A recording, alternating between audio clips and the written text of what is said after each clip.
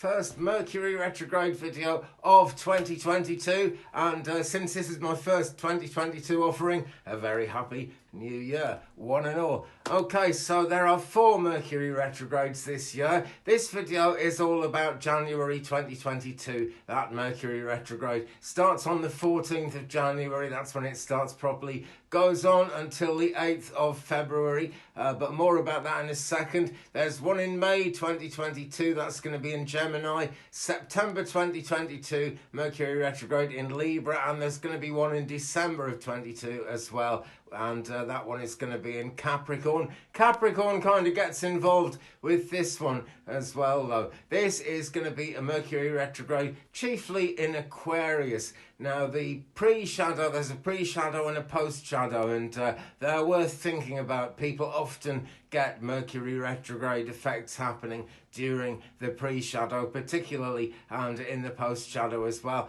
Those shadows, or the pre-shadow, is when Mercury is going along normally and starts to slow down, and then it stops, and that is when it stations retrograde. That is when Mercury retrograde begins. But because Mercury is slowing down, we do get some effects happening, and that actually started on the 29th of December 2021, so we are in the thick of that one. We really are. As I'm putting this video out, gosh, we are actually in, let me see, we're less than a week away from the beginning of Mercury retrograde. I'm going to publish this one on Sunday the 9th, if YouTube will accept it. And YouTube is really kind of fussy about what it accepts from me, but I hope it does. And so then, Mercury retrograde proper, the 14th through until the 8th of February, but the post-shadow then goes on until the 24th of February. And this is where Capricorn and Aquarius kind of get involved in the picture. Let me see. Now, the ruling planet of Capricorn is Saturn, and Saturn also has a minor ruling effect over Aquarius as well. Uranus is the real ruler of Aquarius, but Saturn gets in there, so they are kind of closely intertwined. Saturn is the the Capricorn influence, really, and it's about discipline, it's about restraint, and it's about a hard work ethic. Saturn is almost like a police officer, really, of the universe, and that's why we all look out for the Saturn return in our personal astrology, because that can really kind of kick some behind. It really can. Aquarius ruled by Uranus, and that's about originality, innovation, and shock value. So as things move between Capricorn, Aquarius, and back to Capricorn again, we do get a really big playoff, actually, because discipline, restraint, hard work versus originality, innovation, and shock value. 2 sets of things that don't really go terribly well together. So the pre-shadow that we're in at the moment actually is in Capricorn, and when Mercury actually goes retrograde, excuse me, I wish I could edit these things out. I am learning, I really am. When Mercury actually goes retrograde, it's going to be in 10 degrees Aquarius, 10 degrees and 20 minutes actually on the 14th. And that's going to be 11:41 a.m. Universal Time. You could almost set the clock by that, but I don't know. As I was saying, things do start off big style sometimes in the pre-shadow. I know a friend who's been through bereavement, and all kinds of personal problems came up during the pre-shadow, and she's actually it's all recovering, it's all settling down now.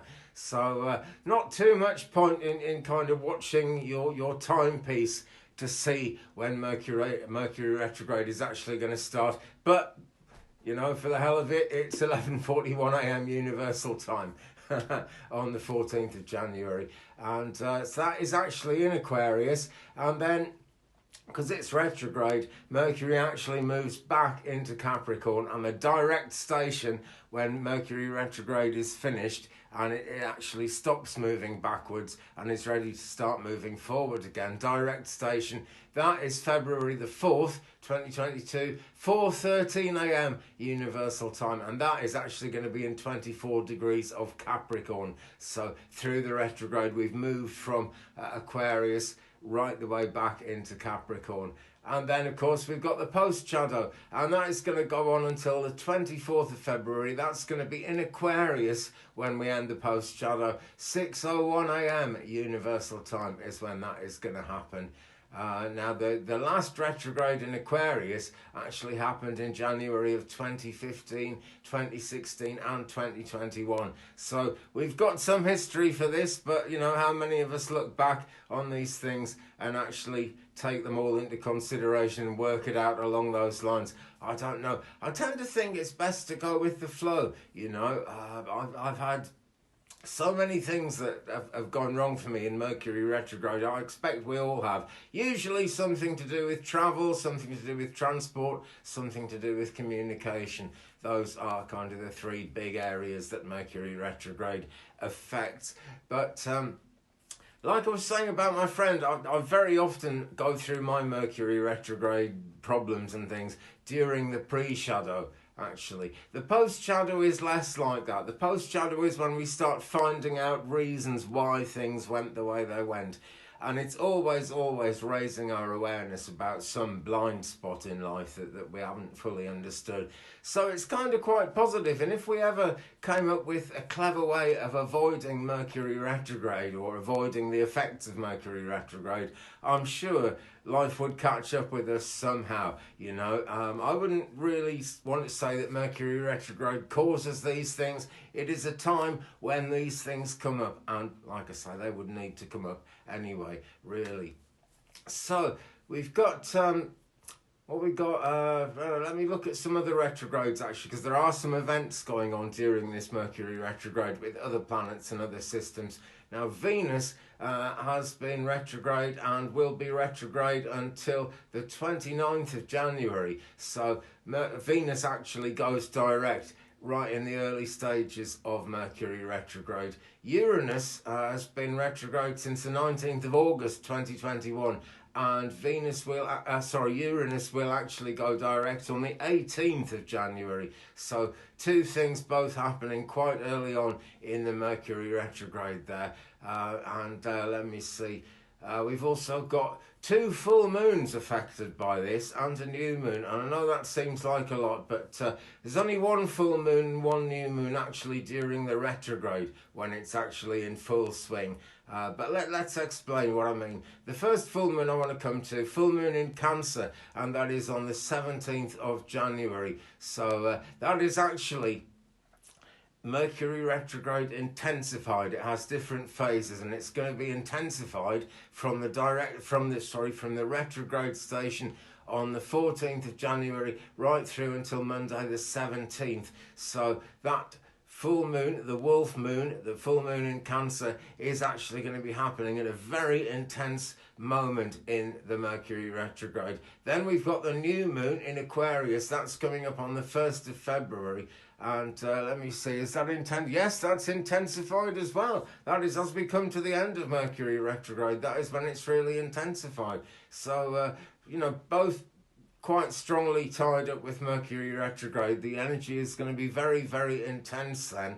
No getting away from it. Then we get into the post-shadow, and there's a full moon in Leo coming up on the 16th of February, February the 16th in Leo, and that is during the post-shadow. There will actually still be just over a week of post-shadow left then. So that's a bit less intense, but still yet another full moon caught up with this Mercury retrograde. During the whole thing, Saturn is going to be visible in the night sky. Well, not during the whole thing, but it's going to be visible as it actually is now, right through until January 19th. Then it gets too close to the sun for us to actually be able to observe it, for us to be able to see it and watch it. And then Saturn reappears in the evening sky on February 22nd, well and truly into the post-shadow there. So there is yet another influence going on with this Mercury retrograde. The main thing though is, what does it actually mean to you? What's actually going to happen? Let me know in the comments below. What are your sort of big Mercury retrograde experiences? I would love to know. And of course, if you put them in the comments, everyone can see. So, you know, share your Mercury retrograde experiences with us. And maybe if you're watching this during the Mercury retrograde, let me know what's actually going on for you. You can be sure I'll be here letting you know what's been going on for me. But there we are, a look at Mercury retrograde, January 22, right the way through until February 22, really. And so, yeah, I'll say it again, starting on Friday the 14th of January and going right through until February the 4th. And, of course, then we have the post-shadow going on until February the 24th. It's going to be intense, folks, let's face it. But astrology is like that. It brings all these things up to the surface. I don't blame it for anything. I really don't. I've been studying it many years, and I'm sure that retrogrades, any bad stuff going on really in the stars, in the planets, and not all retrogrades are bad news. Mercury retrograde usually is, but not all of them are bad news.